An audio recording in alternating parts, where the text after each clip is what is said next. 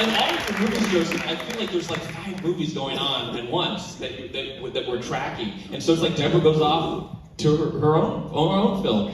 And so I'd love to hear, also this is the first 15 minutes of the movie, I feel like are a movie unto itself. And Mina and Brandon, what was it like shooting that whole sequence, which is truly spanning an entire life? The first 15 minutes? Yeah, first like act of the movie. Mina, yeah.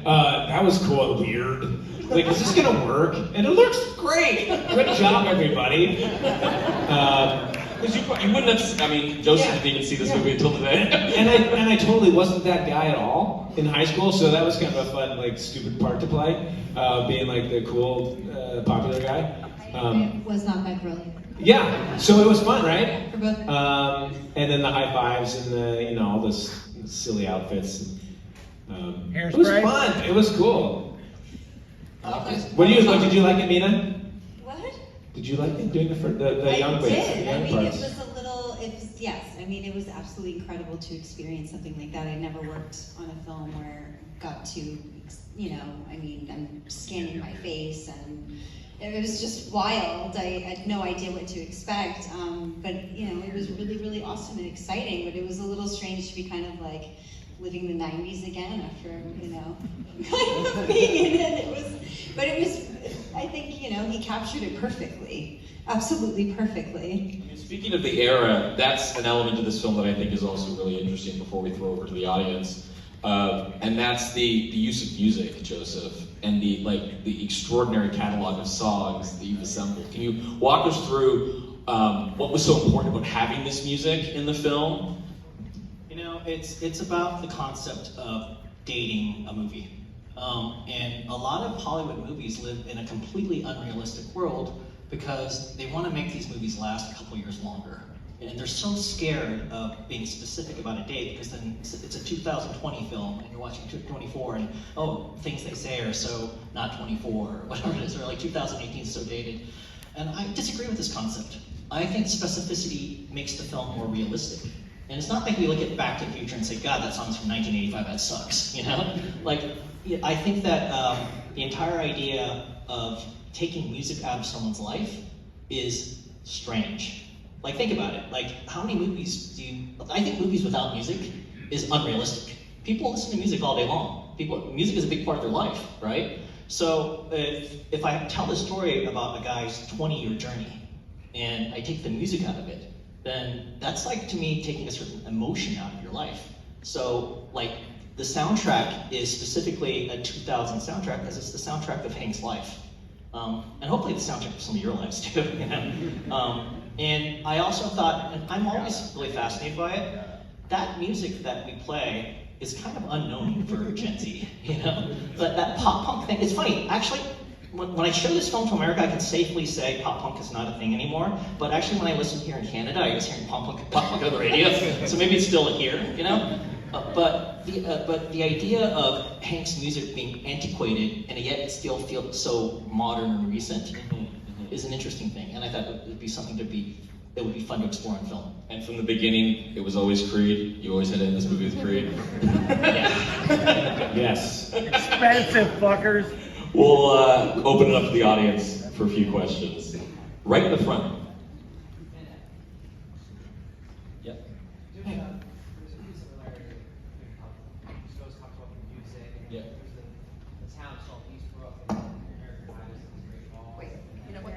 Get it, Deb.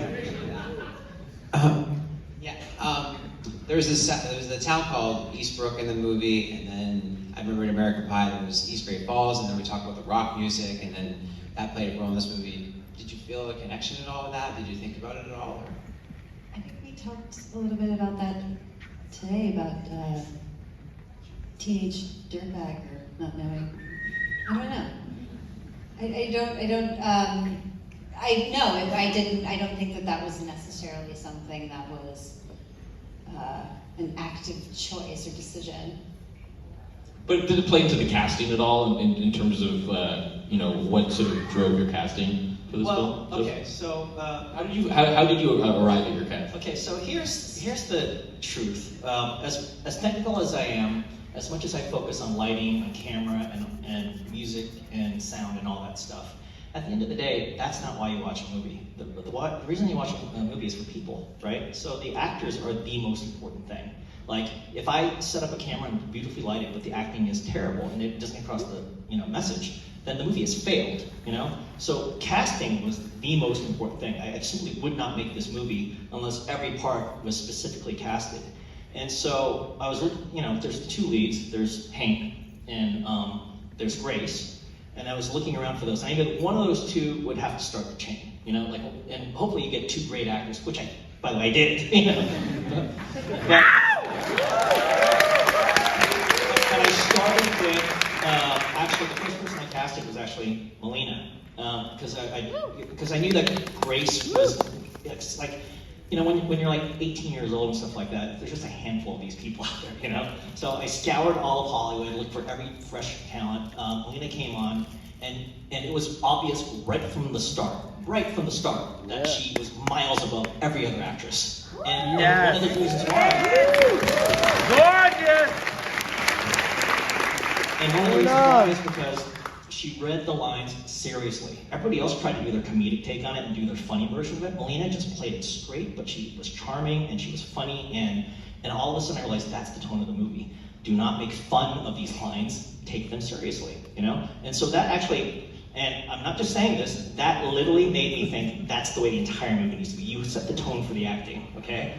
And then we were looking for Hank, and the thing about Hank is that's a tricky part to play. It's a very tricky part because you're a hero, but you got to be likable, and likability is a weird thing. You can't just cast likability. It's in Iowa. It might be like you might be likable, but you might be a bad actor and stuff like that. And this has some chops. He's got some ups and downs and cries and things and pacing and stuff like that. And also, there's another element too. That acting style that he's describing, where you start and stop and stuff like that, that's extremely difficult for actors. So I can't cast non-actors in these roles. I need people that come with tools. I need people that know how to get into a scene and make the third line of any paragraph feel just as great as if they went through the other two pages. And that takes a certain level of skill that is just incredibly hard. And Brandon has that, Movie star! We were talking, there's a waving hand in the dress circle, but it might be our only last question. Thank you. So I don't agree with the pop punk. I'm sorry to say. Pop punk is still here to stay. We're getting to the dress up. It's still in America. There's Avril, there's some other singers. So I'm going to do that. Number two. I don't care. Number two, I don't totally agree that music should be in every movie. Now, I know you think that, and that's fine. Do you have a question? Okay, we're gonna get one more question. Sorry, there wasn't questions there. This is comments. Let's right there. How does the soundtrack fucking rip? That's the producer. We're not going to the producer. That's it. Right over there. Did this movie remind you of any other films that you made, like Lawnmower Man or anything else? Jeff.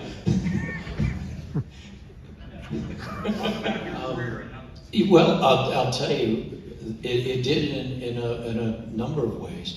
One was that when we made The Lawnmower Man, Pierce and I,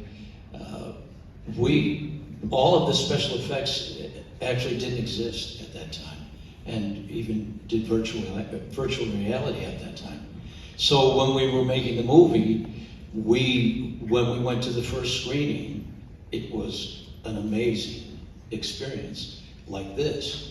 So when I made this film, I think I worked for about a week or 4 or 5 days, and I didn't meet anyone else in the cast. It was just Brandon and I working together. So now I'm meeting everyone. Bean and I know each other. We've worked a number of times, but I'm meeting everyone for the first time. But to answer your question, it did remind me of that, because it was an explosion of an experience when I saw that film for the first time. And that's what this was this evening. And I'll just finish on this. I think this is the beginning of, even though Joseph's been directing and working in the industry for 30 years, I think this is the beginning of a big, big career for this. Please keep it going for the Filmmakers cast of it. Remember to vote for the film at TIFF.net/vote. Maybe history will repeat itself as it did 2017.